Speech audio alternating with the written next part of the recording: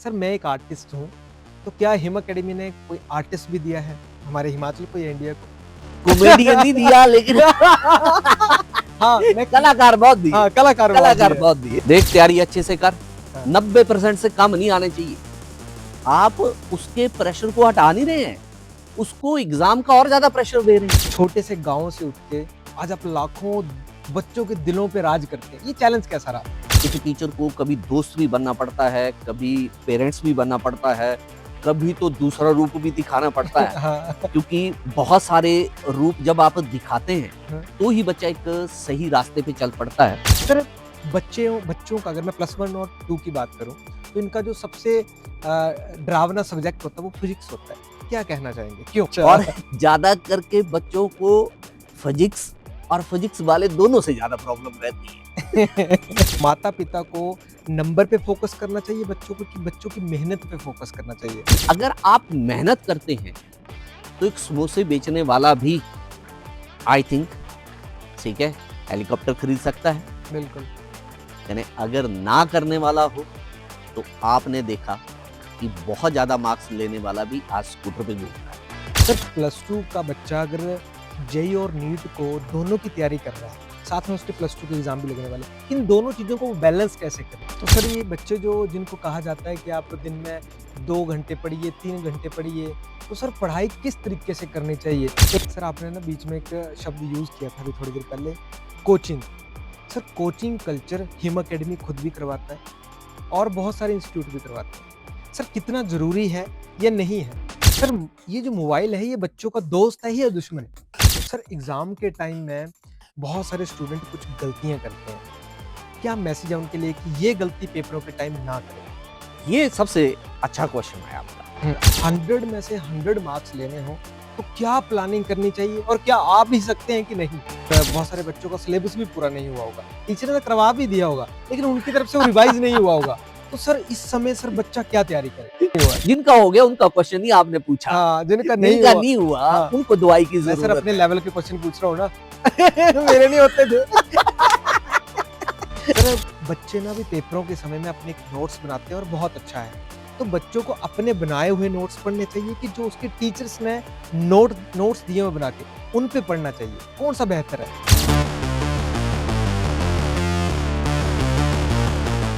Hello, नमस्कार, आदाब, सत श्री अकाल, मैं हूँ प्रिंस गर्ग और आप देख रहे हैं आपका फेवरेट शो बड़का जी आ गए। आज हम उस टॉपिक के ऊपर चर्चा करेंगे जो आजकल बहुत ज़रूरी है क्योंकि पेपर आने वाले हैं और पेपरों में बच्चे किस तरह से तैयारी करते हैं, उस टॉपिक के ऊपर हम अहम डिस्कशन करेंगे। जब हम इस चीज़ को प्लान कर रहे थे कि हम ऐसे किस व्यक्ति के साथ ये पॉडकास्ट शूट करें, जो इस विधा के लिए सबसे बढ़िया रहेंगे। उस समय हमें हिमाचल का सबसे बड़ा स्कूल ढूँढ रहे थे और हमें स्कूल मिला हिम अकेडमी हमीरपुर और फिर हम पहुँचे हिम अकेडमी हमीरपुर स्कूल में। फिर इनके यहाँ पे जो शिक्षक हैं, उनमें से हमने एक टीचर को ढूँढा, जो बच्चों के बहुत फ़ेवरेट हैं, अश्विनी शर्मा जी, जो फिज़िक्स पढ़ाते हैं और आज हमारे बीच वो इस पॉडकास्ट में मौजूद रहेंगे। वो खुद में ही अपने आप में एक बहुत बड़ी हस्ती भी हैं, मेरे खुद के भी फ़ेवरेट हैं और आज मुझे मौका मिला है उनके साथ पॉडकास्ट करने का। तो आइए स्वागत करते हैं अश्विनी शर्मा जी का। सर बहुत-बहुत स्वागत है आपका। नमस्कार प्रिंस जी, कैसे सर हैं? सर मैं बहुत अच्छा हूँ और आपको देख के मुझे बड़ा दिल प्रसन्न हो रहा है, बहुत खुश-मिजाज और पॉज़िटिव वाइब वाले आदमी हैं। मैंने और स काफी दिनों बाद वैसे आपसे मुलाकात हुई और आज उस विषय के ऊपर मुलाकात हो रही है जो काफी चर्चित है। जी, और क्योंकि सर अभी ना बच्चों के पेपर लगने वाले हैं और कहीं न कहीं इस समय में हर बच्चे को डर रहता है क्योंकि जनवरी चल रहा है, फरवरी-मार्च हमारे पास 40-50 दिन रहते हैं। सर जब बच्चों को पेपर का डर लगता है तो उस समय में जो पेरेंट्स हैं, उनका कितना बड़ा योगदान रहता है, बच्चे की ज़िंदगी में पेपरों के समय में? देखो प्रिंस जी, डर नाम की ही चीज एक ऐसी है, हैं, हैं। चाहे वो किसी भी चीज का हो, हैं, हैं। डर तो डर ही होता है। हैं, हैं। लेकिन अगर एग्जाम की बात की जाए तो अगर इस शब्द को पेरेंट्स थोड़ा सा बच्चे को मोटिवेट करें और जो उसको एक प्रेशर होता है आपके पास एग्जाम का, हुँ, हुँ। उसमें थोड़ी सा उसको रिड्यूस करने में हेल्प करें तो आई थिंक कि इस चीज को, ये जो डर है, इसको दूर किया जा सकता है। इस दौरान आपको पता है कि बच्चा थोड़ा सा टीचर से दूर हो जाता है। हुँ, एग्जाम के टाइम में वो अपनी तैयारी जो है वो घर में ही करता है। तो उस वक्त कहीं ना कहीं माता पिता का बहुत बड़ा रोल बन जाता है बच्चे को थोड़ा सा उस डर से निकालने में। उसके सोने का ध्यान रखना, वो कितना टाइम के लिए सो रहा है, अच्छी सी नींद भी ले, उसके खाने का, उसके टाइम टेबल का, उसके पढ़ने के तरीके का। और अगर उसको कहीं कोई प्रॉब्लम आती है तो उसका सॉल्यूशन निकालने में मेरे को लगता है कि माँ बाप का बहुत बड़ा रोल होता है। हुँ। और उस वक्त प्रिंस जी, वैसे माता पिता को नंबर पे नहीं जाना चाहिए, अच्छा। क्योंकि कई माता पिता क्या करते हैं हाँ, हाँ। कि बच्चे को पढ़ने के लिए बिठा दिया, हाँ, हाँ। देख तैयारी अच्छे से कर, हाँ, 90% से कम नहीं आने चाहिए। आप उसके प्रेशर को हटा नहीं रहे हैं, उसको एग्जाम का और ज्यादा प्रेशर दे रहे हैं। उस वक्त बच्चे के साथ आपको बैठ के ये बात करनी होगी कि जो भी आप कर रहे हैं बहुत अच्छा है, जितना हो सकता है उतना करिए, अपना 100% दीजिए, ठीक है। न परसेंटेज की बात ना की जाए। और माँ जितना रात को अगर बच्चा पढ़ रहा है तो कहीं ना कहीं मम्मी पापा को उनके साथ कई बार तो जागना भी पड़ता है। बिल्कुल। मैं आपको बड़े साल पहले की बात बताता हूँ। जी। हमारी एक स्टूडेंट थी, तो जब मैंने उसकी मदर से बात की कि आप इसके एग्जाम के टाइम में कैसे तैयारी करवाते हैं, हाँ, कैसे मैनेज करते हैं? हाँ, कैसे मैनेज करते हैं, हाँ। तो मेरे को बड़ी अच्छी बात लगी। उन्होंने कहा कि सर, अगर ये रात को 1 बजे तक पढ़ती है या 2 बजे तक पढ़ती है तो मैं हर 1 या 2 घंटे के बाद इसको जूस देना है तो जूस दूंगी, चाय देनी है तो चाय दूंगी, अगर इसको भूख लगी है तो कुछ खाने के लिए दूंगी। बल्कि एग्जाम के टाइम में मुझे वैसे ही इसके साथ जागना पड़ता है जैसे ये जाग रही है। तो कहीं ना कहीं ये जो माँ बाप का रोल है, ये कहीं ना कहीं उस वक्त का जो डर है, जो प्रेशर है, उसको बड़े अच्छे से दूर किया जा सकता है। मैं अश्विनी सर एक अपने दर्शकों को बताना चाहूँगा कि सर जो हैं वो हिम अकेडमी में लगभग पिछले 22 सालों से अपनी सर्विस दे रहे हैं, लगभग 21-22 सालों से। और वो आपका बहुत लंबा जो एक्सपीरियंस है, वो बच्चों के साथ शेयर होता है, वो बच्चों वाला एक्सपीरियंस आपके पास है, आपका एक्सपीरियंस बच्चों के पास है। सर तो आपने लाइफ कैसे स्टार्ट की थी? आप यहाँ कैसे पहुँच गए? देखो सर, वैसे तो मेरी जो पढ़ाई हुई है हुँ, हुँ। वो हिंदी स्कूल में ही पढ़ा हूँ। 4th क्लास तक मेरे घर के पास ही प्राइमरी स्कूल है, जिमी प्राइमरी स्कूल, उसमें पढ़ा। और कुछ शैतानियों की वजह से फादर मुझे डिस्ट्रिक्ट चंबा ले गए, अच्छा। और डिस्ट्रिक्ट चंबा से ही मैंने अपनी +2 पास की। पास की। और शायद डर की बात करूं तो आपको भी पता होगा कि हमारे पास जो साइंस होती थी और मैथ होता था, वो सारे सब्जेक्ट हिंदी में ही हुआ करते थे। और जैसे ही हम लोगों को +1 में शौक आया कि साइंस रखनी है, हुँ, हुँ। तो किताबें खरीदी।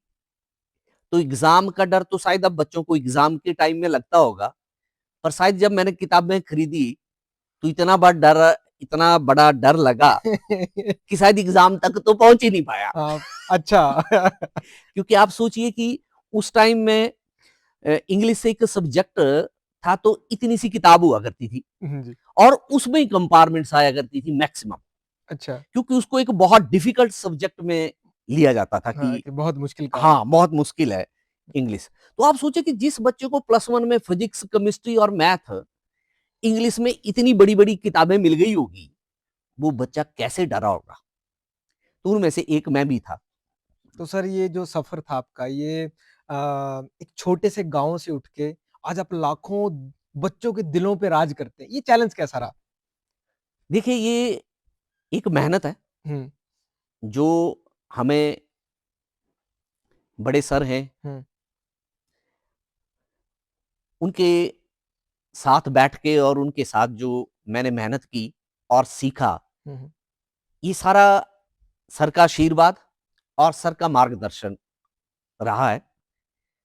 हमने तो एमएससी सिर्फ फिजिक्स में की थी, सिर्फ सब्जेक्ट का ही नॉलेज था, लेकिन बच्चों के साथ कैसे बात करनी है, कैसे उनको मोटिवेट करना है, किस तरह से उनका साथ देना है, एक टीचर की बजाय एक टीचर को कभी दोस्त भी बनना पड़ता है, कभी पेरेंट्स भी बनना पड़ता है, कभी तो दूसरा रूप भी दिखाना पड़ता है, हाँ। क्योंकि बहुत सारे रूप जब आप दिखाते हैं, हाँ। तो ही बच्चा एक सही रास्ते पे चल पड़ता है।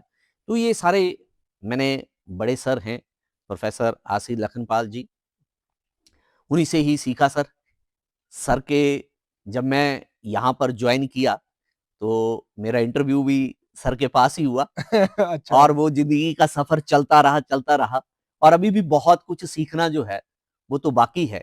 क्योंकि अध्यापक जब तक समाज में अपडेट नहीं है, तब तक मुझे लगता है कि स्टूडेंट को भी वो अपडेट नहीं कर सकता।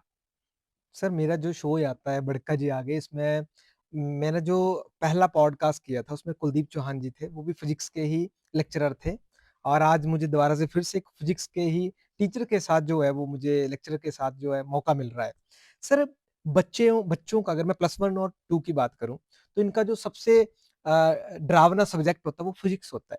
क्या कहना चाहेंगे? क्यों? देखो सर, आपने जैसे कहा कि मुझे पहले टीचर मिले, कौन थे वो? किस कुलदीप सब्जेक्ट चौहान के जी थे? हाँ, फिजिक्स के। फिजिक्स के। हाँ। और मैं भी किस सब्जेक्ट का हूँ? फिजिक्स। फिजिक्स का। हाँ। अब फिजिक्स को और फिजिक्स वालों को, दोनों को ही समझना मुश्किल है। वाह, वाह, वाह! ठीक है? अ, क्योंकि फिजिक्स जो है, हुँ, उसका ना शुरुआत तो हो जाती है, पर हुँ, उसका एंड नहीं होता। बिल्कुल। क्योंकि ये सब्जेक्ट एक ऐसा है, बस एक शुरुआत सी दे देता है। जैसे न्यूटन्स के लॉ हैं, हुँ, हुँ, बस वो शुरुआत सी शुरू हो जाती है, फिर उसका जो एप्लीकेशन पार्ट है, वो उसका एंड नहीं है। इसीलिए सबसे जो समझने वाली चीज़ होती है और जिसमें बहुत ज़्यादा समझने की ज़रूरत होती है, वो थोड़ा-सा प्रॉब्लम भी देता है। हुँ, अच्छा। और ज़्यादा करके बच्चों को फिजिक्स और फिजिक्स वाले दोनों से ज़्यादा प्रॉब्लम रहती है। सर पेरेंट्स को ना अपने बच्चों को प्रेशराइज़ करते हैं कभी। कभी नंबर के लिए, तो माता-पिता को नंबर पे फ़ोकस करना चाहिए बच्चों को कि बच्चों की मेहनत पे फ़ोकस करना चाहिए? क्या कहना चाहेंगे? देखो, बहुत सारे बच्चे अगर आप देखें, तो 95% लेके भी हुँ, हुँ, घर में हैं हुँ, बिल्कुल। और आपने ऐसे भी बच्चे देखे होंगे हुँ, हुँ, जिनके 50% हैं, लेकिन आज उन्होंने ऐसा मुकाम हासिल किया हुआ है कि शायद आप अंदाजा नहीं लगा सकते। क्योंकि जो किसी आदमी की मेहनत होती है, वो ज़िंदगी में रंग लाती है, ना हुँ, कि मार्क्स। ओके। आप मार्क्स ले लिया, हुँ, हुँ, आपको नौकरी भी मिल गई, बिल्कुल। ठीक है? लेकिन अगर आप मेहनत करना नहीं जानते, तो आप सोचें कि मेरे को बहुत कुछ मिल जाएगा, गाड़ी भी आ जाएगी, बंगला भी आ जाएगा, नहीं। मेरे को ये लगता है कि अगर आप मेहनत करते हैं, तो एक समोसे बेचने वाला भी आई थिंक, ठीक है, हेलीकॉप्टर खरीद सकता है। बिल्कुल। यानी अगर ना करने वाला हो, तो आपने देखा कि बहुत ज़्यादा मार्क्स लेने वाला भी आज स्कूटर पे घूम रहा है। तो मतलब आपके कहने का मतलब है कि जो पेरेंट्स हैं, वो अपने बच्चों को मेहनत की हाँ, तरफ मेहनत लेके करना सिखाएँ, मेहनत की तरफ मार्क्स और लेना नहीं। जैसे आज ज़रूरी जो है, वो आज मेरे को लगता है कि समाज ये कहता है कि मार्क्स रहने दे, पर इंसान बन जा। पर फिर भी सर हमारे समाज में जो पेरेंट्स हैं, वो हर किसी के मुँह पे एक रहता है कि डॉक्टर बनेगा, वकील बनेगा, इंजीनियर बनेगा। क्या ये ज़रूरी है? क्या कहना चाहेंगे? आज प्रिंस ऐसा है हुँ, हुँ। कि ना तो बच्चा देख पा रहा है कि उसका पेरेंट्स मेहनत कर रहा है हुँ, हुँ। और बच्चा भी मेहनत करने से दूर भाग रहा है। हुँ, हुँ। मेहनत शब्द रहा ही नहीं है। अगर आप समाज में देखें, तो आज मेहनत नाम की जो चीज़ है, वो बहुत कम हो गई है। इसीलिए ना तो आने वाली जनरेशन सीख पा रही है, बिल्कुल। ठीक है? ना तो बच्चा क्या है, आज बच्चा 10th में हो रहा है, 11th में हो रहा है, 12th में हो रहा है, ठीक है? मोबाइल चाहिए, गाड़ी चाहिए, ठीक है? मेहनत का वक़्त हमारे टाइम का था। बिल्कुल। तब अगर आपने एक पेन भी लेना होता था, तो आपको पता लगता था कि पेन कैसे मिलता था। बिल्कुल। कलम से, ठीक है, पेन तक का जो सफर है ना, हाँ, उसमें मेहनत थी। बिल्कुल। और आज तो सफर ही पेन से शुरू होता है। हाँ, बिल्कुल सही बात है। सर अभी ना पेपर लगने वाले हैं, थोड़ा-सा उस और चलते हैं हम लोग। सर 11वीं और 12वीं यानी कि प्लस 1 और 2 के जो बच्चे हैं, जब वो किसी सब्जेक्ट में वीक हो जाते हैं, तो क्या उसमें कमबैक किया जा सकता है कि फेल निश्चित है? क्या करें बहुत वो? बढ़िया क्वेश्चन है ये। हुँ, मैंने बहुत सारे बच्चे देखे। मैं हुँ, आपको एक बात सुनाता हूँ। हुँ, हुँ। बच्चा जब शुरू में मान लिया किसी सब्जेक्ट से डरने लगता है, तो उसको छोड़ता ही चला जाता है, छोड़ता ही चला जाता है और उसको छोड़ता ही चला जाता है। और जैसे-जैसे टाइम बीतता जाता है, वो बच्चा उस सब्जेक्ट में और कमज़ोर होता जाएगा और कमज़ोर होता जाएगा। हुँ, हुँ। जबकि हम लोगों को जो सब्जेक्ट कमज़ोर है, उसको बाकी सब्जेक्ट से टाइम भी ज़्यादा देना है। आपको वक़्त देना पड़ेगा उसकी बिल्कुल, मेहनत करने के लिए। बिल्कुल, मैं अपने बच्चों को ये कहता हूँ कि फिज़िक्स सबसे डिफ़िकल्ट सब्जेक्ट है। बिल्कुल। जब भी आप नीट में बैठें, ठीक है? तब एग्ज़ाम का स्टाइल और उससे पहले का एग्ज़ाम का स्टाइल अलग होना चाहिए। सबसे वीक सब्जेक्ट आपका फिज़िक्स है। अगर आप क्लास में आपको कोई पेपर देना है, तो सबसे पहले उस सब्जेक्ट को करो जो सबसे वीक है, ताकि उसमें से आपको और पता लग सके कि आपका वीक एरिया क्या रह गया और उसमें और ज़्यादा मेहनत करने की ज़रूरत है। हाँ, जब आपका फाइनल एग्ज़ाम है और नीट में आप अपियर हो रहे हैं, ठीक है? तब आप उस सब्जेक्ट को ज़रूर करिए जो आपको सबसे ज़्यादा आता है। बिल्कुल। लेकिन पहले सबसे ज़्यादा टाइम उस सब्जेक्ट को दीजिए, ठीक है, जिसमें आप वीक हैं, क्योंकि आपको डिफरेंट करना होगा, अगर उसमें डिफरेंट रिजल्ट चाहिए। तो ये है कि बच्चे को मोटिवेट करें उस सब्जेक्ट के लिए और ज़्यादा से ज़्यादा टाइम भी आप बच्चे को कहें कि उसी सब्जेक्ट को दो जो आपका वीक है। जो आता है उसको बार-बार, बार-बार पढ़ के नहीं कुछ होगा। हाँ, बिल्कुल। लेकिन जो नहीं आता है, उसे बार-बार रिवीज़न करें। उसको बार-बार पढ़ें। आपने सर एक ना बीच में जेईई और नीट की बात की। सर प्लस 2 का बच्चा अगर जेईई और नीट को दोनों की तैयारी कर रहा है, साथ में उसके प्लस 2 के एग्ज़ाम भी लगने वाले हैं, इन दोनों चीज़ों को वो बैलेंस कैसे करे? देखो, बहुत से सारे बच्चों को ये लगता है कि जो स्कूलिंग है और कोचिंग है, हुँ, हुँ। वो एक दूसरे से बहुत अलग हैं। हुँ, हुँ। तो ऐसा कुछ नहीं है। ये किताब का एक पन्ना है। बस एक तरफ जो है, वो आपके पास थ्योरी है और दूसरे पन्ने पे उसी से रिलेटेड आपके पास मल्टीपल चॉइस क्वेश्चंस हैं। ओके। अब अगर देखा जाए तो लोगों को ये लगता है कि हम सीधा ही कोचिंग कर लेंगे, वो गलत है। ओके। क्योंकि जब तक आप किसी सब्जेक्ट को डिटेल में नहीं पढ़ेंगे, किसी चीज़ के बारे में डिटेल में नहीं पढ़ेंगे, तब तक आपके पास जो उससे रिलेटेड इन्फॉर्मेशंस हैं, वही आपके पास नहीं होंगी, तो आप किसी क्वेश्चन का आंसर नहीं दे पाएँगे। तो सर ये बच्चे जो जिनको कहा जाता है कि आप दिन में 2 घंटे पढ़िए, 3 घंटे पढ़िए, तो सर पढ़ाई किस तरीके से करनी चाहिए? एक तो होता है कि माँ-बाप को दिखाने के लिए मैंने 3 घंटे किताब खोल के रखी। पेरेंट्स देख रहे हैं बेटा पढ़ रहा है, ओके तेरे लिए चाय ले आते हैं, कॉफ़ी ले आते हैं। एक होता है मैं सच में पढ़ रहा हूँ, तो क्या सही तरीका है? कितने घंटे पढ़ना चाहिए और क्या सही तरीका है? देखो प्रिंस जी, अगर आप आजकल के बच्चों की हालत देखें, तो वो पढ़ते कैसे हैं? वो किताब को ओपन कर लेते हैं और यहाँ पर एक कॉपी रखते हैं और जो किताब में लिखा है उसी को ही उतारते रहते हैं। पेरेंट्स को लगता है कि वो पढ़ रहा है और बच्चे को भी लगता है कि मैं पढ़ रहा हूँ। ओके, एक्चुअली वो पढ़ नहीं रहा है, वो लिख रहा है। वो वैसी किताबें ना जाने कितनी कॉपियों पे उतार के उनको फेंक देता है।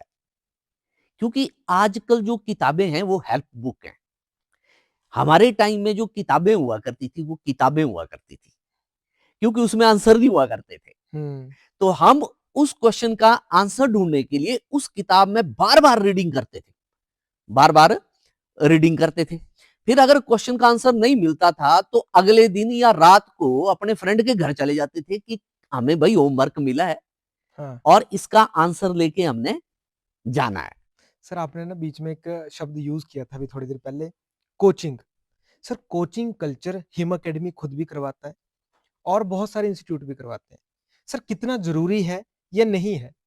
क्या कहना चाहेंगे? देखो, कोचिंग को अगर लिया जाए तो अपने आप में एक शब्द है। हुँ, हुँ। अगर वैसे देखा जाए तो कोचिंग एक प्रैक्टिस ऑफ एमसीक्यू है। ओके। प्रैक्टिस ऑफ एमसीक्यू है। जैसे मैंने आपको कहा कि जब आप किसी चीज को डिटेल में पढ़ लेंगे तो उसके बारे में आप इंफॉर्मेशन दे पाएंगे।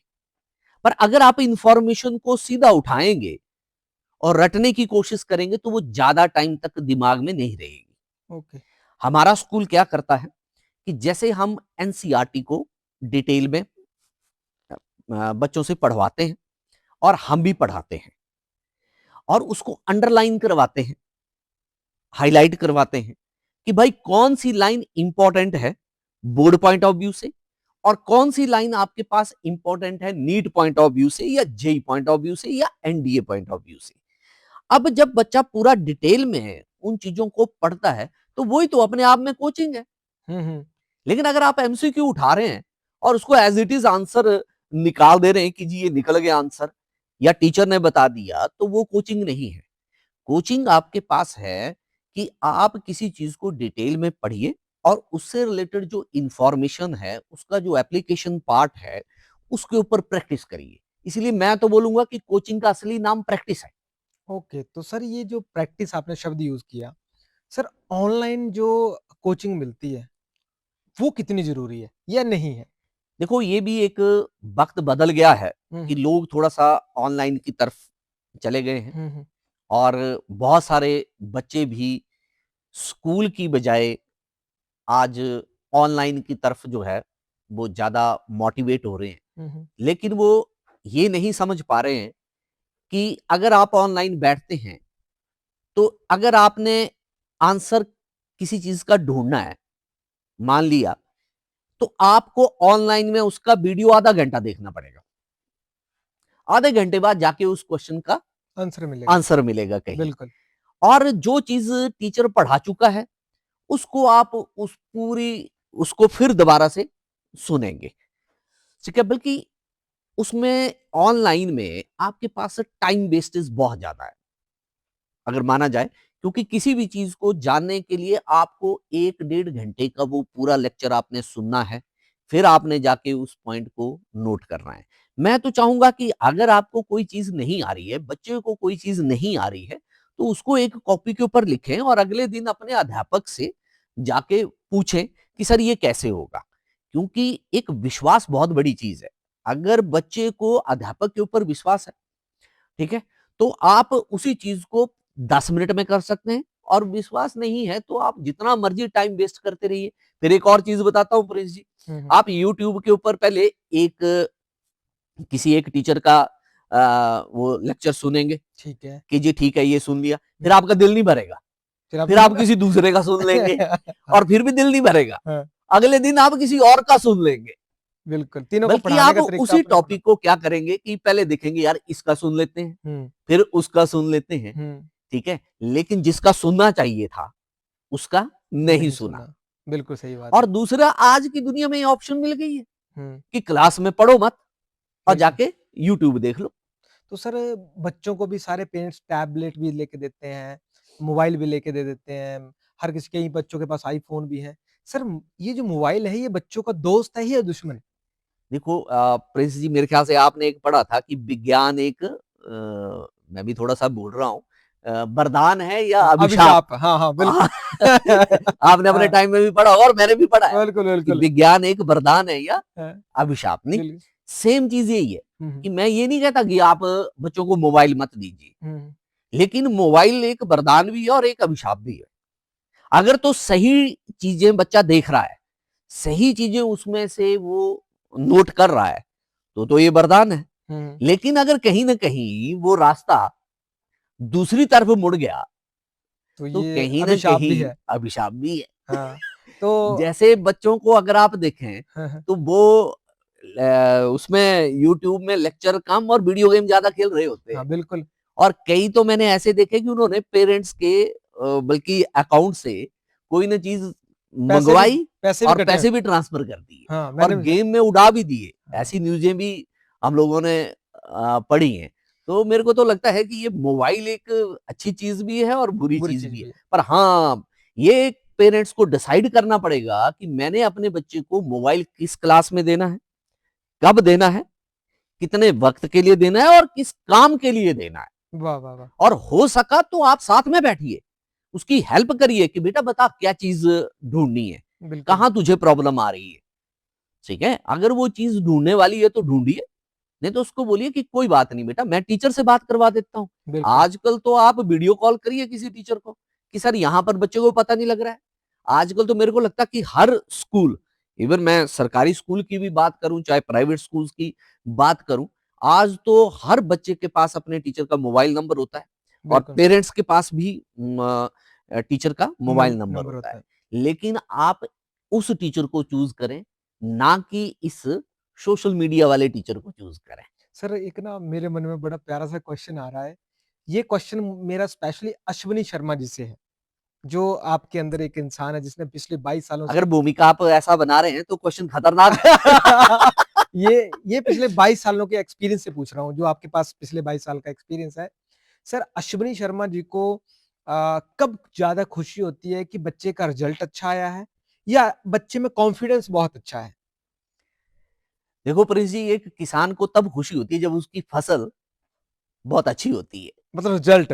हाँ, तो समझो आप, हाँ, एक अध्यापक को, मेरी बात नहीं है, हाँ, हाँ। एक अध्यापक को खुशी तब होती है हुँ, हुँ। जब उसका स्टूडेंट जो है वो उस जगह पे पहुंच जाता है जहां वो पहुंचना चाहता है। हुँ। क्योंकि टीचर तो उसको वहां पहुंचाता है जहां वो पहुंचना चाहता है। वाह, वाह, वाह, वाह! इसीलिए वही पल शायद बहुत खुशी का होता है और मेरे को तो सबसे ज्यादा खुशी तभी होती है। क्या बात है। सर थोड़ा-सा पेपरों की ओर चलते हैं। अभी पेपर लगने वाले हैं। सर बच्चों में ना पेपरों के जैसे-जैसे टाइम नज़दीक आता है, बच्चों में ना एक डर-सा पैदा हो जाता है। उस डर से बचने के लिए कुछ आइडिया बताएँ हमारे स्टूडेंट्स को लिए? देखो ये शब्द दो बार आया आपके हाँ, प्रोग्राम में। हाँ, बिल्कुल। एक बार तो पहली बार था और दूसरी बार फिर आया। हाँ। पर मैं अब पेरेंट्स की बजाय बच्चों से ये जरूर बताना चाहूंगा कि ये जो दो शब्द, स्ट्रेस हुँ, हुँ। और डर, हुँ, हुँ। ये पता कब आता है? जब हम पूरा साल नहीं पढ़ते।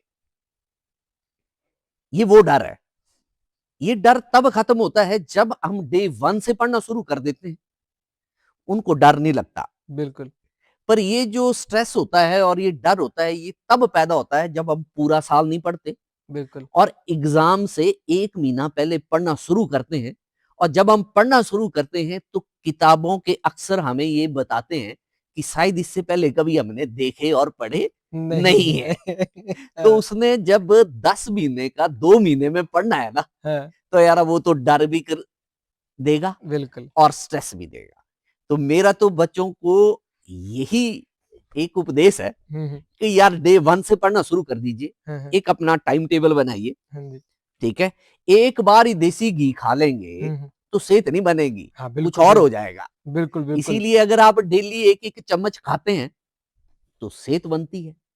इसीलिए अगर आप डेली जितना पढ़ाया उतना पढ़ लेंगे, उतना कर लेंगे, तो लास्ट में ये दो शब्द आपको लाइफ में मिलेंगे ही नहीं। वाह, वाह, वाह! और मैं ये इसीलिए नहीं बोल रहा हूं कि ये स्टूडेंट्स के लिए ही जरूरी है। मैं तो हर उस आदमी के लिए भी कह रहा हूं जो बिजनेस करता है, नौकरी करता है, मजदूरी करता है, कि अपना काम अगर आप समय के ऊपर निपटा लेंगे तो ये दो शब्द आपको लाइफ में कभी नहीं नहीं मिलेंगे। कभी नहीं। लेकिन आज का काम कल पे, कल का काम परसों परसों पे, पे, परसों परसों का का काम, काम, चौथ ठीक पे। है, चौथ पे, ठीक है, फिर हाँ, महीने बाद जब ऑफिसर का कॉल आ जाएगी कि सर वो 2 दिन में काम आपने करके दे देना है मुझे, हाँ, तो अब बताइए वो घर में क्या करेगा? बिल्कुल। फिर वो अपने आप में भी स्ट्रेस में, घर घर वाले वाले भी भी स्ट्रेस स्ट्रेस में। में, बिल्कुल। इसीलिए बच्चे के केस में भी सेम यही है क्या कि बात है! पूरा साल तो उसने पढ़ना नहीं। बिल्कुल, जब लास्ट में उसमें 1 महीने पढ़ने लगना, तो ना रात देखनी ना दिन देखनी। तो फिर पेरेंट्स को भी टेंशन कि जी बच्चा उठ नहीं रहा है, ठीक है, बिल्कुल। बच्चा थोड़ा पतला हो गया, थोड़ा सा प्रेशर ले रहा है जी एग्जाम बिल्क का। बिल्कुल। तो मेरे को ये लगता है कि अगर आप टाइम के ऊपर सारे कामों को निपटा लेते हैं, ठीक है, जैसे बस की बात करूं, अगर आप एक कांस्टेंट वेलोसिटी के साथ या स्पीड के साथ भाग रहे हैं, हुँ, हुँ। ठीक है, तो बहुत बढ़िया है। लेकिन पीछे आप गप्पे मार रहे हैं, चाय पी रहे हैं, खाना खा रहे हैं और बाद में फिर आपने उसको दौड़ा देना है, तो देखो स्ट्रेस तो रहेगा रहेगा, रहेगा, रहेगा। डर भी रहेगा। सर एग्ज़ाम के टाइम में बहुत सारे स्टूडेंट कुछ गलतियाँ करते हैं। क्या मैसेज है उनके लिए कि ये गलती पेपरों के टाइम ना करें? ये सबसे अच्छा क्वेश्चन है आपका। हुँ, देखो क्या होता है कि किसी बच्चे को आता बहुत कुछ है, हुँ। वो कहता है कि मेरे से जो मर्जी आप पूछ लो, जैसे मैं आपके सामने बैठा हूं, आप मेरे से पूछ रहे हो और हाँ, मैं आंसर दे दे रहा रहा हूं। हूँ। हाँ, लेकिन आप इसी चीज को मुझे कहें हाँ, कि सर आप लिख के एक पेपर में दे दो, हाँ। तो शायद जितना मैं बोल पा रहा हूं ना, उतना लिख ना पाऊं। वाह, वाह, वाह! बहुत अच्छा आंसर। इसका मतलब कि आप जो पढ़ रहे हैं, हुँ, हुँ, कभी-कभी प्रेजेंटेशन जो है ना, पेपर में प्रेजेंटेशन वो भी बहुत बड़ा रोल प्ले करती है। हुँ, हुँ, आता है लेकिन उस आते हुए को पेपर पे उतारना हुँ, हुँ। बिल्कुल। तो 100% है। लेकिन आपको आता है और पेपर में आप उतार नहीं पाते, तो कहीं न कहीं जो आपका परसेंटेज है, वो थोड़ी-सी पीछे आ जाती है। उसमें हैंडराइटिंग भी आपके पास मैटर करती है, आपकी प्रेजेंटेशन भी मैटर करती है कि जी 5 नंबर का क्वेश्चन है, लेकिन आप 5 लाइनें लिख के आ गए और फिर बोले जी मुझे 5 नंबर मिल जाए, तो वो भी नहीं है। लेकिन आपका 5 नंबर का क्वेश्चन है और 5 पेज ही लिख के आ गए, तो भी आपको नंबर नहीं है। हुँ, हुँ, हुँ। आपको पता होना चाहिए कि कितने मार्क्स का क्वेश्चन है और कितना लिखना है, बिल्कुल, और उसके लिए प्रिंस जी जरूरी है प्रैक्टिस। बिल्कुल। आप जैसे हमारे स्कूल की बात करें, तो बहुत अच्छा हमने एग्जामिनेशन पैटर्न बनाया हुआ है जी। कि फाइनल पेपर में जाने से पहले बच्चे को बहुत सारे पेपरों से गुजरना पड़ता है। ये हिम अकेडमी का अपना एक हाँ, क्राइटेरिया है। ताकि उससे वो डर, हुँ। जो आपने बहुत बार 2-3 बार बोला कि डर और स्ट्रेस, ये तभी होता है जब आप प्रैक्टिस करेंगे। हाँ, जैसे हाँ। हमारी इंडिया टीम है, वो फाइनल मैच खेलने से पहले बहुत सारे प्रैक्टिस मैच खेलती है। बिल्कुल। तो वो थोड़ा-सा उन कंट्रीज़ के साथ जो डर है, हुँ, हुँ। वो थोड़ा-सा दूर हो दूर जाता हो है और जाता है। वो थोड़ा-सा सीख भी जाते हैं कि वो बॉलर बॉलिंग कैसे करवाता है, हुँ, वो फील्डिंग कैसे करता है। तो सेम चीज़ आपके पास एजुकेशन में भी है। अब अगर आप पूरे साल में 1 या 2 बार ही पेपर में बच्चा फेल होगा, तो शायद वो अपनी कमियाँ नहीं ढूँढ पाएगा। बिल्कुल। टाइम मैनेजमेंट जो सबसे ज़्यादा ज़रूरी है। बहुत सारे बच्चों को आता बहुत है, वो लिख भी देते हैं, लेकिन लास्ट में 4 क्वेश्चन छूट जाते हैं। क्यों छूट जाते हैं? क्योंकि उन्होंने टाइम मैनेजमेंट नहीं किया। क्वेश्चन आता था, उसका आंसर भी आता था, लेकिन कहीं न कहीं टाइम मैनेजमेंट की वजह से वो क्या हो गया? छूट गया। अब टाइम मैनेजमेंट जो है और उसकी जो थोड़ी-सी कमियाँ रह गई है, वो कहाँ खत्म होगी? जब स्कूल में आपके पास जो है, वो एक मंथ के बाद रेगुलरली आपके पास अगर बच्चा प्रैक्टिस करता है, पेपर देता है। जैसे मैं अपने स्कूल की बात कर रहा था आपके पास, हम क्या करते हैं, आपके पास एक मंडे टेस्ट करके बड़े सर ने एक नई चीज़ चलाई अच्छा, कि बच्चे को चैप्टर का डर खत्म करने के लिए पहले क्या करिए आप कि हर हफ्ते बाद मंडे को एक टेस्ट लिया करिए। Monday test. मंडे टेस्ट, हुँ, उसका नाम दे दिया सर ने मंडे टेस्ट का, और आज तक वो मंडे को ही होता है। अच्छा। हाँ, इसीलिए उसका नाम जो है वो मंडे टेस्ट है। और मंडे को छुट्टी होगी तो? तो हम अगले डे में कर देंगे, पर मंडे को हम वैसे बहुत कम छुट्टियाँ होती हैं। पर नाम फिर भी मंडे टेस्ट पर है। हाँ, टेस्ट चाहे वो मंगलवार को हो, चाहे बुधवार को हो, ये पर आइडिया नाम ये मंडे आइ टेस्ट ही ये होगा। आइडिया और स्कूल वाले भी चोर सकते हैं क्योंकि बहुत अच्छा आइडिया बच्चों का भला है इसमें। सर आपने ना मैनेजमेंट की बात की। हाँ, पर मैं अभी थोड़ा-सा पूरी हुँ, कर रहा था हुँ, बात हुँ, आपको। हुँ, मंडे टेस्ट में क्या होता है कि जो 1 हफ्ते में आपने टॉपिक पढ़ा दिए हैं, हुँ, हुँ, उनका टेस्ट होगा। अच्छा। तो फिजिक्स का भी होगा, केमिस्ट्री का भी होगा, मैथ का भी होगा, बायो का भी होगा। हुँ, अब बच्चे को क्या हुआ कि आपने करने के लिए बहुत कम टॉपिक्स दिए हैं। हुँ, हुँ, बच्चे को पता लग जाएगा कि यार मेरा इस टॉपिक के ऊपर कमांड है कि नहीं है? बिल्कुल। मैं कर पाऊँगा कि नहीं कर पाऊँगा? अगर नहीं आया तो वो फिर प्रैक्टिस कर लेगा। हुँ, हुँ, उसके बाद जाके हमने क्या किया है कि वैसे ही आपके पास नीट, जेईई, हुँ, एनडीए के पेपर रखे, हुँ, हुँ, ठीक है? ताकि बच्चे को प्रैक्टिस होती जाए और जब वो फर्स्ट टर्म में, सेकंड टर्म में, प्री बोर्ड में अपीयर होगा, तो उसको पता लगे कि यार मुझे कहाँ टाइम मैनेजमेंट करनी है, कहाँ मुझे और ज़्यादा टॉपिक के ऊपर मास्टरी करनी है। तब जाके बच्चा फाइनल पेपर में अपीयर होता है, और आपने देखा है कि हमारे जो रिजल्ट्स हैं, ठीक है, वो काफ़ी अच्छे रहते हैं। और मैं आपको एक और चीज़ बता दूँ कि बड़े सर ने बहुत साल पहले बोला कि जिसके 65% से कम आते हैं, वो तो हमारे स्कूल में जो है वो फेलियर कंसीडर किया जाता है। वाह, वाह, वाह! तो आप सोच सकते हैं कि अगर वो उतने मार्क्स आ रहे हैं, तो ये जो सारी पॉलिसीज़ हैं, ठीक है, ये कहीं न कहीं बच्चे से वो डर जो है, वो निकाल रही है। निकाल रहे हैं। सर मैनेजमेंट की बात चल रही है, मैं एक और क्वेश्चन आपसे जानना चाह रहा हूँ और बहुत सारे बच्चों का ये क्वेश्चन भी होगा। अभी 10th प्लस 1 और 2 इन सभी के पेपर लगने वाले हैं। सर ये तो होगी हिम अकेडमी की बात, जो बच्चे आपके पास रहते हैं। जो हमें पूरे हिमाचल से या पूरे इंडिया से हमें देख रहे हैं, जो अपने घर से तैयारी कर रहे हैं, जो 24 घंटे हैं, उन 24 घंटों को कितने घंटों में बाँटा जाए, ये स्कूलिंग टाइम है? और स्कूलिंग टाइम के बाद क्या करें? रात को कितने बजे सोएँ, सुबह कितने बजे उठें? कैसे करें?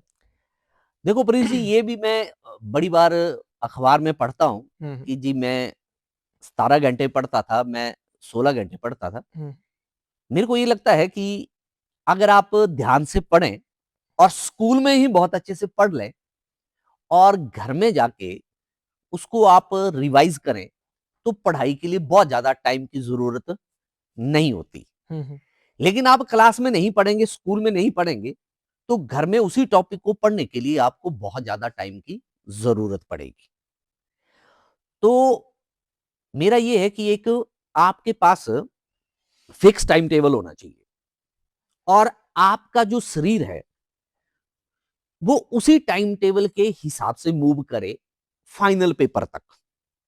ये नहीं है कि आज आप 8 घंटे पढ़ रहे हैं और पेपर में आप 16 घंटे पढ़ रहे हैं। तो कहीं न कहीं आपका जो दिमाग है, वो भी आपका साथ छोड़ जाता है, जब आप पेपर में बैठते हैं। Oh wow!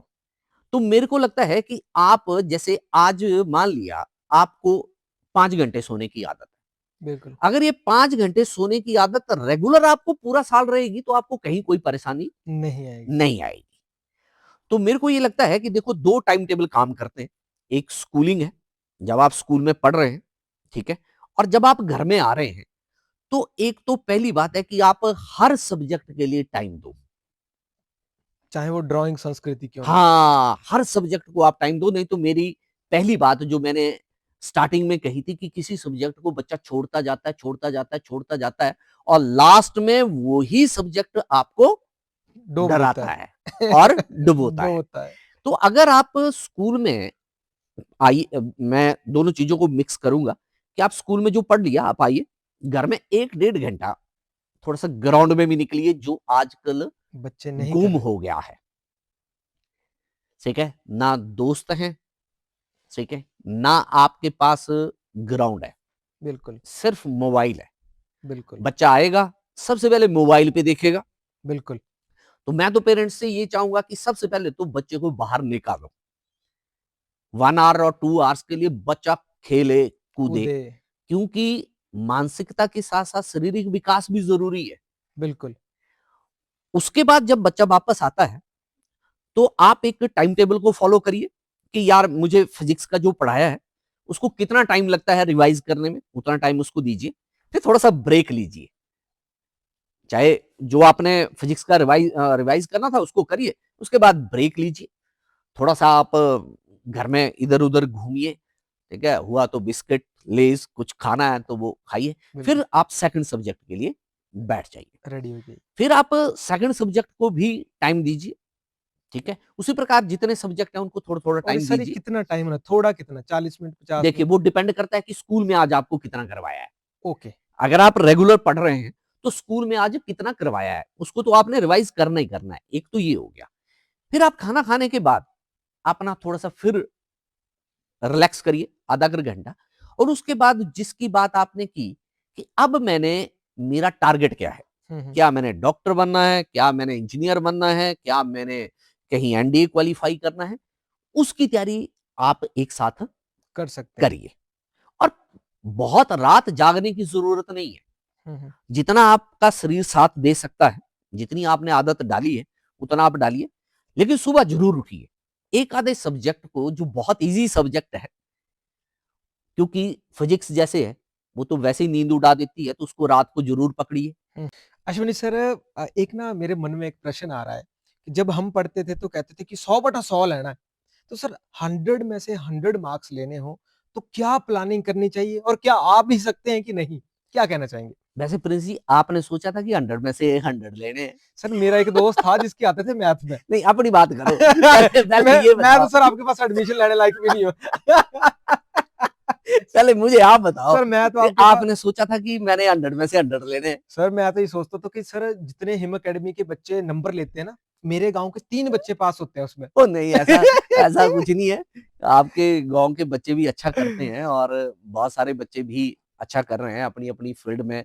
सर 100 काफी आउट ऑफ 100 आ सकते हैं क्या? It's possible? देखो, बहुत सारे बच्चों के आते हैं। हुँ, अगर आप देखें तो मेरा स्कूल नहीं, हुँ, हुँ, बहुत सारे ऐसे स्कूल हैं जहाँ बच्चों के 100 में से 100 मार्क्स आते हैं। हुँ, हुँ, लेकिन हाँ, थोड़ा-सा इसमें ये रहता है कि सभी बच्चों के 100 में से 100 नहीं आते। हुँ, हुँ, इसके पीछे कारण रहता है थोड़ा-सा, एक जैसे अगर फिज़िक्स की बात की जाए, तो फिज़िक्स में जो थोड़ा-सा एक न्यूमेरिकल पार्ट है, उसको कहीं न कहीं बच्चा छोड़ देता है। हुँ, हुँ, क्योंकि न्यूमेरिकल पार्ट थोड़ा-सा बच्चे के नंबर को पीछे ले आता है। और अगर जिस बच्चे का न्यूमेरिकल पार्ट थोड़ा-सा स्ट्रॉन्ग है, जैसे हमारे पास बहुत सारे बच्चे जेईई की और नीट की तैयारी कर रहे होते हैं और उनका न्यूमेरिकल पार्ट जो है, वो स्ट्रॉन्ग होता है, वो 100 मार्क्स की तरफ बढ़ जाते हैं। और मेरी वही बात दोबारा से कि चाहे किसी भी बोर्ड की बात करूँ, उसमें बच्चे जो हैं, वो न्यूमेरिकलों को छोड़ते जाते हैं और प्रैक्टिस नहीं करते। और कई बच्चे आपको ऐसे मिलेंगे कि वो न्यूमेरिकल तो ठीक कर देंगे, पर कहीं न कहीं आके आगे आंसर में कैलकुलेशन ही गलत कर देंगे। ओके। तो ये थोड़ा-सा पार्ट अगर बच्चे का स्ट्रॉन्ग हो जाए, थोड़ा-सा मैथमेटिकल पार्ट थोड़ा-सा स्ट्रॉन्ग हो जाए और न्यूमेरिकल को थोड़ा-सा समझने की जो अंडरस्टैंडिंग है, वो थोड़ी-सी ठीक हो जाए, तो ऐसा नहीं है कि 100 मार्क्स नहीं लिए जा सकते हैं, बल्कि आए हैं हमारे बहुत सारे बच्चे हैं, जिनके आते भी हैं, पर कुछ सब्जेक्ट में थोड़ा-सा ये न्यूमेरिकल पार्ट थोड़ा-सा परसेंटेज को कम कर देता है। सर सभी बच्चे जो है ना उनका दिमाग एक जैसा नहीं होता। हो सकता है कि कोई बहुत ज़्यादा इंटेलिजेंट है और कोई बहुत ज़्यादा कम है। स्लो लर्नर भी कहते हैं हम इन्हें। तो जो ये ऐसे बच्चे होते हैं, क्या उन्हें सर साइंस लेनी चाहिए या नहीं लेनी चाहिए? देखो, ये थोड़ा-सा अलग-सा विषय है हुँ, हुँ, कि बच्चा स्लो लर्नर है और उसको साइंस लेनी चाहिए कि नहीं लेनी चाहिए। हुँ, जो विषय का चुनाव है कि मुझे साइंस लेनी है, मुझे आर्ट्स लेना है, मुझे कॉमर्स लेना है, वो इस चीज़ को लेके करें कि मुझे करना क्या है? हुँ, हुँ, पहले आपका टारगेट क्या है? आपका गोल क्या है? हुँ, हुँ, आप पड़ोसी को देख के जो है, वो विषय का चुनाव ना करें कि जी उसने साइंस रखी है तो मैंने भी साइंस लेनी है। और मैं तो पेरेंट्स से भी यही चाहूँगा कि जिस डायरेक्शन में आपका बच्चा जाना चाहता है, उसमें उसके साथ हाथ में हाथ रखिए और उसको उसी डायरेक्शन में ले जाने के लिए जितनी उसकी हेल्प हो सकती है, उसको करें। और प्रिंस जी, वैसे मैं आपको बताऊँ, जिसमें बच्चे की मर्जी होती है और जिसमें बच्चे की चॉइस होती है ना, उसमें वो कभी भी स्लो लर्नर नहीं होता। हुँ। अगर बच्चा खेलना चाहता है ना, तो आप कभी नहीं कह सकते कि बच्चा स्लो लर्नर है। वाह, वाह, वो वाह! उस खेल को ऐसा खेलता है ना कि लोग तालियां बजाते हैं। वाह, वाह! पर वो सारी जगह नहीं हो सकता कि आप खेलने वाले को ये सोचें कि जी वो पढ़ाई में भी वो तालियां ही लेगा। ऐसे बहुत सारे कम बच्चे होते हैं जो थोड़ा-सा खेलने में भी, पढ़ने में भी और किसी भी फील्ड में बराबर होते हैं। पर ये बात सही है कि अगर बच्चे को चॉइस के हिसाब से सब्जेक्ट मिले, अपने मंजिल को पाने के लिए उसको क्या चीज़ करनी है, क्या सब्जेक्ट लेना है, वो पहले से ही पेरेंट्स और टीचर और बच्चे, ये तीनों लोग आपस में मिलें, डिसाइड करें, फिर बच्चे को उस डायरेक्शन में लेके जाएँ। सर पेपर पास आने वाले हैं और बहुत सारे बच्चों का सिलेबस भी पूरा नहीं हुआ होगा। टीचर ने करवा भी दिया होगा, लेकिन उनकी तरफ से वो रिवाइज़ नहीं हुआ होगा। तो सर इस समय सर बच्चा क्या तैयारी करे? ये ये मेरा फिर वही आपके पास आंसर है हाँ, उस सब्जेक्ट का कि ये उनका पूरा नहीं होगा, जो जो पढ़ते पूरा नहीं। साल नहीं पढ़ते हैं। और जो पूरा साल पढ़ते हैं ना, हाँ, उनका हो गया होगा। सर पर हाँ, हुँ, उनके लिए भी दवाई बताऊँगा। हाँ, जैसे आपने कहा कि जिनका नहीं हुआ, नहीं हुआ है। जिनका हो गया उनका क्वेश्चन ही आपने पूछा। हाँ, जिनका नहीं जिनका हुआ नहीं हुआ, हाँ, उनको दवाई की मैं सर ज़रूरत अपने है। लेवल के क्वेश्चन पूछ रहा हूँ ना। मेरे नहीं होते थे। और नहीं, ऐसा कुछ नहीं है, बट सर ज रिवीजन करते टाइम सर सबसे असरदार तरीका क्या होना चाहिए सर? देखो, मैं पिछले क्वेश्चन पे थोड़ा-सा बता रहा था कि उनके लिए भी एक दवाई है हाँ, अच्छा दवाई कि रह गई अभी। हाँ, क्या है कि मान लिया आपने सारा साल बहुत कम पढ़ा है हाँ, और पेपर सर पे आ ही गए हैं, हाँ, वो नेचुरल सी बात है, वो तो आना ही है, हाँ, बिल्कुल। क्योंकि उनसे पूछ के थोड़ी पेपर आएगा, हाँ, वो तो अपने आप ही आ जाएगा। बिल्कुल, बिल्कुल। उनको थोड़ा-सा अपना सिलेक्टेड स्टडी पे ध्यान देना चाहिए। हुँ, हुँ, उनको देखना चाहिए कि कौन से चैप्टर बहुत आसानी से हो सकते हैं हुँ, हुँ, और क्वेश्चन के ऊपर मुझे ज़्यादा ध्यान देना है। और पहली बात है कि उनको जो पिछले सालों में उस चैप्टर से 3 नंबर के, 5 नंबर के, 2 नंबर के क्वेश्चन आ चुके हैं, उस तरह के, उस एरिया के क्वेश्चनों को ज़रूर करें। और अगर वो ऐसा करता है तो आसानी से, ऐसी बड़ी बात नहीं है, हुँ, हुँ। ठीक है? 50 या 60% तक वो पहुँच सकता है। सर रिवीजन का टाइम है अभी, बच्चे अभी रिवीजन भी कर रहे होंगे। सर रिवीजन करने का जो सबसे सही तरीका है, वो लिखना है, पढ़ना है या प्रैक्टिस है? देखो, एक है कि आपने अभी क्वेश्चन को याद किया हुँ, और अभी आप लिख देंगे, हुँ, तो वो समझो कि वो याद नहीं हुआ है। हुँ, हुँ, लेकिन अगर आप उस क्वेश्चन को याद कर रहे हैं और याद करने के बाद उसको आप दिमाग में, ठीक है, उसको बोल रहे हैं, जैसे चला रहे हैं कि क्या है, क्या है, क्या है, हुँ, ठीक है? तो जैसे ही आप भूल गए, तो एकदम आप जाके किताब को देख लें कि यही लाइन भूला है मैं। तो उसी लाइन को देखना जिसको आप भूले हैं। हुँ, हुँ। उससे अगली भी नहीं देखनी और उससे पिछली भी नहीं देखनी। तब कहा जा सकता है कि वो लंबे टाइम तक आपके दिमाग में स्टोर रहेगी। लेकिन आजकल के बच्चों को मैं देख रहा हूं कि जैसे वो याद, जो मैंने आपको तरीका बताया कि किताब को देखते हैं और उसी को ही लिखते जाते हैं, हुँ, वो सबसे गलत तरीका है। हुँ, हुँ, आप पहले 3-4 क्वेश्चनों को याद करिए, फिर आप थोड़ा-सा ब्रेक लीजिए। ब्रेक लेने के बाद उन क्वेश्चन को आप अपनी लैंग्वेज में लिखना शुरू करो। जब आप अपनी लैंग्वेज में उनको लिखना शुरू करोगे, तो कहीं न कहीं वो आपको याद आते जाएँगे और जहां भूल गए, फिर उनको दोबारा याद करिए और दोबारा एक बार लिखिए। बल्कि तब तक आप क्वेश्चन की प्रैक्टिस करते जाइए जब तक वो आपको याद नहीं हो जाता। और सबसे बड़ी बात है कि आप बड़े क्वेश्चन को याद करो। उसमें बहुत सारे छोटे क्वेश्चनों का आंसर मिल छिपा जाता है। होता है। ओके, क्योंकि ओके। अगर आपने बड़ा क्वेश्चन याद कर लिया है तो 2 नंबर का पूछा गया तो 2 का लिख देंगे, हुँ, 1 नंबर का पूछा गया तो 1 का लिख देंगे, बिल्कुल। 3 का पूछा गया तो 3 का लिख देंगे और 5 का पूछ दिया तो याद ही है। सर कभी-कभी ना कुछ स्टूडेंट क्या होते हैं, वो बहुत इंटेलिजेंट होते हैं। उनको पूरा पेपर भी आता है, तो वो समय भी रहता है। अब जब और लिखा है बीच में तो वो ऊपर का क्वेश्चन भी लिख देते हैं और नीचे का। क्या ये सही तरीका है? हाँ, कई बार हम लोग जब पेपर चेक करते हैं, हुँ, तो बच्चे को ना वो कॉन्फिडेंस सा नहीं आ पाता हुँ, कि जो मैंने क्वेश्चन ऊपर वाला किया है हुँ। वो ठीक है, हाँ, कि जो मैं नीचे वाला करूँ वो ठीक हो जाएगा। या बच्चों को दोनों आता है तो सोचते हैं ज़्यादा नंबर मिल हाँ, जाएँगे। बल्कि जो पेपर चेक करने वाला है, हाँ, नहीं, वो बच्चे के कॉन्फिडेंस पे भी डिपेंड करता है हुँ। तो क्या वो कि सही जब उसको तरीका है? कॉन्फिडेंस हो गया कि मैंने ऊपर वाला क्वेश्चन लिख दिया है और बिल्कुल सही है, हुँ, तो वो अगला क्वेश्चन नहीं करेगा। ओके। लेकिन जो मझधार में रहेगा ना हुँ, कि यार ये भी आता है, ये भी आता है, और जो एग्जाम वाले को पसंद आएगा वो नंबर दे देगा। नंबर दे तो देगा। क्या ये सही तरीका है कि नहीं? नहीं, ये हुँ, बिल्कुल गलत तरीका है। हुँ, एक तो आप क्या कर रहे हैं कि अपना टाइम वेस्ट कर रहे हैं। हुँ, हुँ, आपने टाइम वेस्ट कर दिया। उस क्वेश्चन को अगर आप नहीं करते तो आपके पास 5 मिनट बचते। हुँ, 5 मिनट आपको लास्ट में पेपर को रिवाइज करने के लिए मिल जाते, बिल्कुल। ताकि जिन क्वेश्चनों से आपके नंबर बन सकते थे, हुँ, हुँ, ठीक है, उनको कहीं कोई गलती रह गई तो उसको आप करेक्ट करते। और शायद हम लोग भी पेपर देते तो हमें भी टीचर जो था वो यही मेथड बताता था कि लास्ट में 15-20 मिनट जरूर अपने लिए बचा के रखो और पेपर को एक बार फिर से पढ़ो, क्योंकि कहीं ना कहीं किसी क्वेश्चन का आंसर लिखने से रह गया होता है या लिख दिया होता है, तो कहीं ना कहीं उसमें कुछ ना कुछ चीज रह गई होती है फुल मार्क्स के लिए। तो मेरे को लगता है कि यहाँ पर टाइम वेस्ट करने की बजाय बेटर है कि आप लास्ट में पेपर को जरूर रिवाइज करें। वाह, वाह! सर जैसे जिस दिन पेपर होता है ना, उस दिन सर जैसे मेरे पेपर होते थे, मैं अपना क्वेश्चन पूछ रहा हूँ, हो सकता है बहुत सारे बच्चों का हो ये क्वेश्चन। सर जिस जिस दिन भी सुबह पेपर होता है, तो बच्चों में ना एक अलग-सी घबराहट होती है, हाथ-पैर काँप रहे होते हैं और डर-सा लगता है। सर उसको कैसे कंट्रोल करें?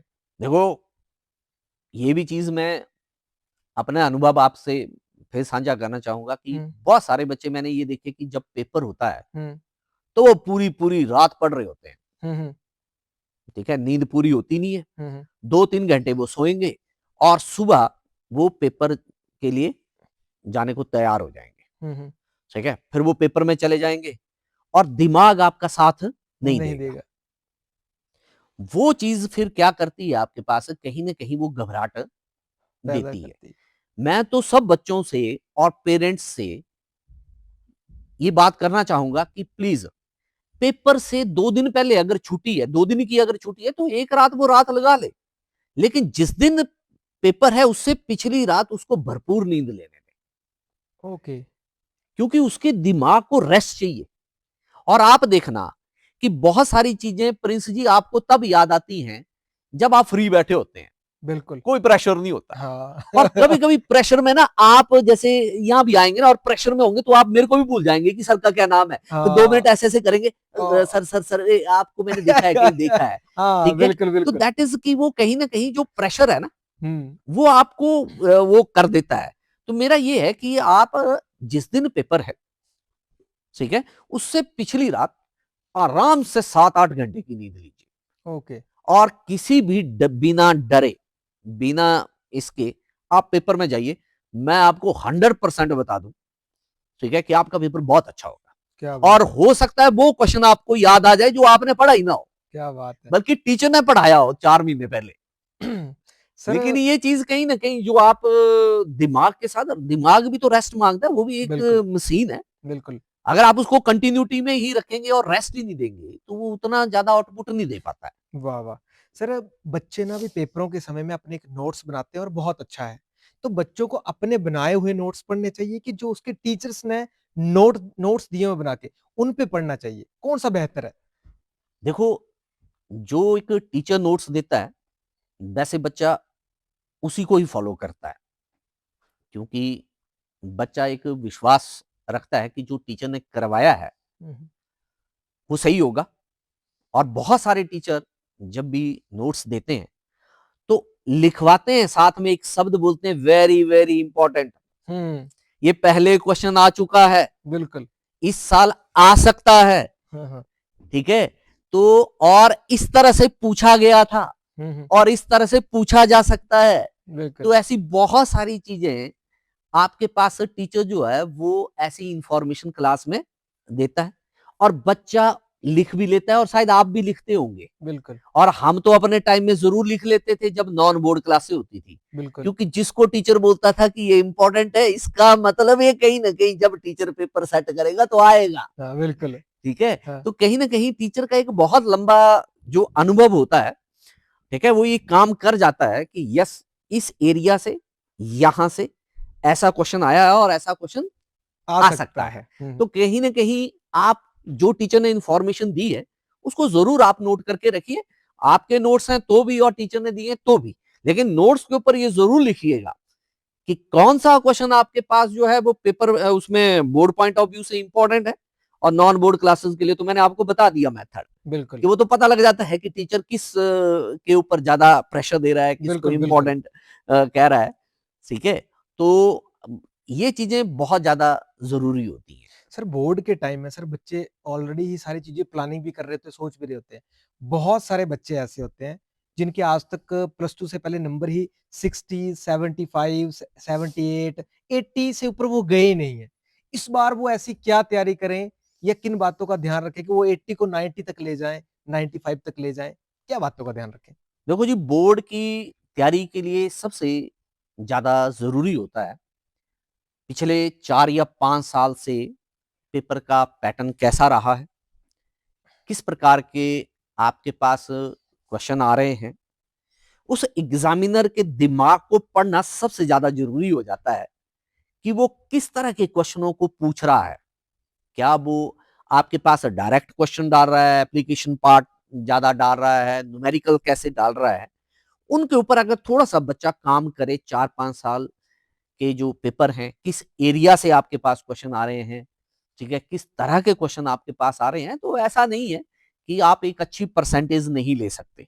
लेकिन आपकी ये जो प्लानिंग है, ठीक है, ये आपको कहीं ना कहीं अपनी परसेंटेज को बढ़ाने में काम आ सकती है। और दूसरा मैंने बताया आपको कि आता भी है, याद भी है, लेकिन उसको पेपर पे उतारना भी तो है, बिल्कुल, वो सबसे ज़रूरी है। वो सबसे ज्यादा जरूरी है।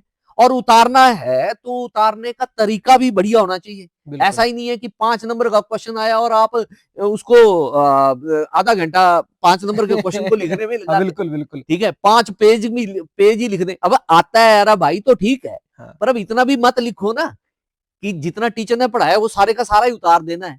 पहले आपने उसको पढ़ना भी है कि पूछा क्या है। बिल्कुल। बहुत सारे स्टूडेंट क्या करते हैं कि क्वेश्चन को देख के इतने खुश हो जाते हैं कि ये मुझे आता है, पर हुँ। वो ये नहीं देखते कि पूछा उसमें कितना कर पार्ट है। हाँ, बिल्कुल सही आप बात। उतना सा ही उसको लिखो, और पर सर लिखो जरूर। और सर जो 40% से 50% के बीच हैं, वो और क्या तैयारी करें इन दिनों में? जो मैंने आपको बताया कि जो आपके पिछले 4-5 साल के जो उनके क्वेश्चन लिए भी हैं, सेम मेथड है। हाँ, उनके ऊपर ज्यादा से ज्यादा तैयारी करें। पर हाँ, इनके लिए थोड़ा सा ऐसा हो सकता है कि इनसे पूरी की पूरी किताब नहीं तैयार हो पाती है। हुँ, हुँ। ठीक है, तो आप अपने हिसाब से उन चैप्टरों की चॉइस करें जिनके ऊपर आपकी कमांड बहुत अच्छी है, और उन्हीं चैप्टरों से देखें कि पिछले 5 साल से किस तरह के क्वेश्चन आए हैं। आए हैं।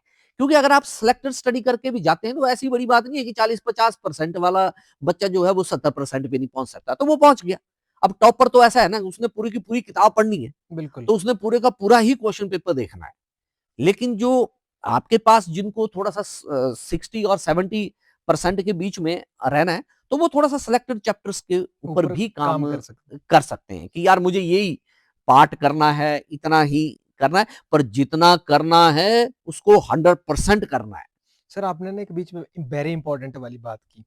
तो मैं चाहता हूँ कि जितने भी ये दर्शक, जितने बच्चे या पेरेंट्स जो इस शो को देखते हैं, सर जो +1 के बच्चे हैं, उनके लिए कोई इम्पोर्टेंट से आप चैप्टर शेयर कर दीजिए, या कोई +2 वाले हैं उनके लिए भी अभी क्या-क्या पढ़ लें वो? अभी किस-किस चैप्टर का ध्यान रखें, उनकी तैयारी कर लें, वो नोट भी कर रहे होंगे, तो उनके लिए कुछ ऐसा मैसेज +1 और 2 के लिए? वैसे तो आप मेरा नंबर शेयर कर सकते हैं। अगर दुनिया के किसी भी बच्चे को हाँ, मेरी कहीं हेल्प की जरूरत पड़ती है, हुँ, तो मैं 24 आवर कॉल उठा लेता हूँ। वो मेरे से पूछ सकते हैं। ठीक है, वैसे वो अपने उनको जो टीचर पढ़ाते हैं, वो शायद हो सकता है मेरे से भी अच्छे टीचर हों, हुँ, हुँ, मेरे से भी ज़्यादा एक्सपीरियंस्ड टीचर हों, हुँ, हुँ, वो मेरे से भी अच्छा बता पाएँ। पर फिर भी अगर उन बच्चों को लगता है, ठीक है, कि कहीं हिम एकेडमी पब्लिक स्कूल या उसमें जो एक अध्यापक हैं अश्विनी जी, हुँ, वो उनकी कहीं मदद कर सकते हैं, तो वो एनी टाइम मेरे स्कूल के नंबर पे कॉल कर सकते हैं, मुझे कॉल कर सकते हैं। तो प्रिंस जी, मैं तो आपको इस शो के माध्यम से यही बताना चाहता हूँ कि मैं उन बच्चों की हेल्प करने के लिए तैयार हूँ, तैयार हो, मेरा स्कूल भी उन बच्चों की हेल्प के लिए तैयार है। तैयार है। और ऐसा है, हमारे स्कूल ने कुछ ऐसी बुक्स भी बना रखी हैं, हुँ, हुँ। ठीक है, जिसमें आपके पास एक-एक चैप्टर के कुछ इंपॉर्टेंट क्वेश्चन जो वो दिए गए हैं। सर बुक्स का नाम बता दीजिए आप। वैसे तो अगर आप एचपी बोर्ड की बात करें या हाँ, सीबीएसई बोर्ड की बात करें, पंजाब बोर्ड की बात करें, तो हमने एक 333 करके जो है वो एक बुक बनाई है। अगर आप देखें तो बहुत अच्छा रिस्पॉन्स है उस बुक का। उसमें एक रेडीमेड नोट्स है, ओके। और उसमें ये भी दिया गया है कि आपने अगर 5 नंबर का क्वेश्चन है तो कितना लिखना है, 3 नंबर का है तो कैसे क्वेश्चन और आंसर दोनों की फॉर्म में वो दिया गया है। इवन अब जैसे मल्टीपल चॉइस क्वेश्चन आ रहे हैं, तो उसमें वो डाले गए हैं और किस चैप्टर से कितना आया है, वो भी उसमें दिया गया है आपके वाह, पास। वाह, वाह! तो ऐसी बुक्स हैं जिसके माध्यम से बच्चा जो है वो आपके पास 50% से 70% पे जा सकता है। सर आप 22 साल का एक्सपीरियंस लेके अपने साथ घूम रहे हैं। तो सर हिम अकेडमी ने बहुत सारे यहाँ से ऐसे स्टूडेंट दिए हैं, हमारे हिमाचल को भी दिए हैं, इंडिया को भी दिए हैं, जिसमें अगर मैं बात करूँ तो एचएएस, आईएएस, डॉक्टर, वकील। सर मैं एक आर्टिस्ट हूँ, तो क्या हिम अकेडमी ने कोई आर्टिस्ट भी दिया है हमारे हिमाचल को या इंडिया को? कोई ऐसा नाम, और वो आज नाम हो, या वो मेहनत कर रहा हो, या आपका स्टूडेंट रहा हो? क्योंकि अभी खास आने वाला जो समय है, वो बी प्रैक्टिकल वाली लाइफ पे भी बहुत करता है, क्योंकि मैं हिम अकेडमी नहीं पढ़ा हूँ, लेकिन मैंने हिम अकेडमी में बहुत सारे शोज़ किए हैं। तो क्या हिम अकेडमी से भी हमें अभी या फ्यूचर में आर्टिस्ट निकलता हुआ दिखेगा? या वो आर्टिस्ट को प्रमोट करती है हिम अकेडमी, की सिर्फ़ पढ़ाई का ही काम करवाती है? नहीं परेश जी, हुँ, इसमें देखो, हमारे पास लगभग एक वक्त में देखा जाए तो 1400-1500 स्टूडेंट जो है वो स्कूल में होता है। हुँ, हुँ। और आप बोले कि सारे के सारे बच्चे जो हैं वो आप यहाँ हमारे पास सिर्फ पढ़ाई के लिए ही आते हैं, हुँ, तो नहीं, ऐसा नहीं है। हुँ। बहुत सारे बच्चे पढ़ाई में भी निकलते हैं और आज अगर आप स्पोर्ट्स की बात करें, तो अभी आपने कुछ दिन पहले न्यूज़पेपर में देखा होगा, 42 स्टूडेंट्स हमारे नेशनल में सेलेक्ट हुए, तो स्पोर्ट्स में भी बहुत अच्छा कर रहे हैं। और बिल्कुल, अभी मैं आज एक बच्ची है हमारी जो नेशनल लगा के आई है, ओके, इसमें कला उत्सव में, ओके। तो वो कथक में वहाँ गई हुई थी, शायद जहाँ तक तो मुझे कहने का मतलब है हाँ, कि हिम याद है। अकेडमी तो हर ऐसा नहीं कह क्षेत्र में सकते हम कि नहीं मैं कह कलाकार नहीं नहीं रहा हूँ देते हैं। नहीं मैं कह नहीं रहा हूँ, मैं पूछ रहा हाँ, हूँ। कॉमेडियन नहीं दिया लेकिन हाँ, मैं कलाकार बहुत दिए, हाँ, कलाकार बहुत कलाकार दिए। बहुत दिए। वाह, वाह! आई हाँ, होप फील्ड अलग हो सकती है, हाँ, पर दिए लेकिन बहुत दिए बहुत है, वाह, वाह, दिए वाह! बहुत है। तो मुझे लगता है कि दोस्तों आज ये जो हमारा टॉपिक था और मैं आपको रोकूँगा, अभी मैं आज फेसबुक देख रहा था, हुँ, हमारा एक स्टूडेंट है, अभी उसने एक गाना लॉन्च किया है, अच्छा, वाह, वाह! ठीक है? तो ऐसा नहीं है कि हम हाँ, मैंने यही कहा कि कॉमेडियन नहीं दिया, पर बाकी सारे दे दिए। बाकी सारे दिए। वो इसलिए कॉमेडियन में हमने इसलिए नहीं दिया क्योंकि मैं बैठा हूँ।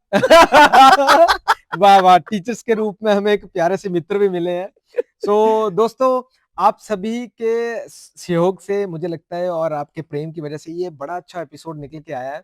आपके जितने भी क्वेश्चन थे, जितने भी जो मेरे पास क्वेश्चन आए थे कि इस विधा के आप एक्सपर्ट को बुलाइए और जो है उनसे मुलाकात करवाइए। मुझे लगता है कि आपको बहुत सारे क्वेश्चन्स के आंसर मिले होंगे और इस शो को आप बहुत सारा प्रेम देंगे और ऐसे ही हमें प्यार करते रहिए। देखते रहिए हमारा ये प्यारा सा शो बढ़ का जी आगे। थैंक यू, शुक्रिया, love you all, bye bye.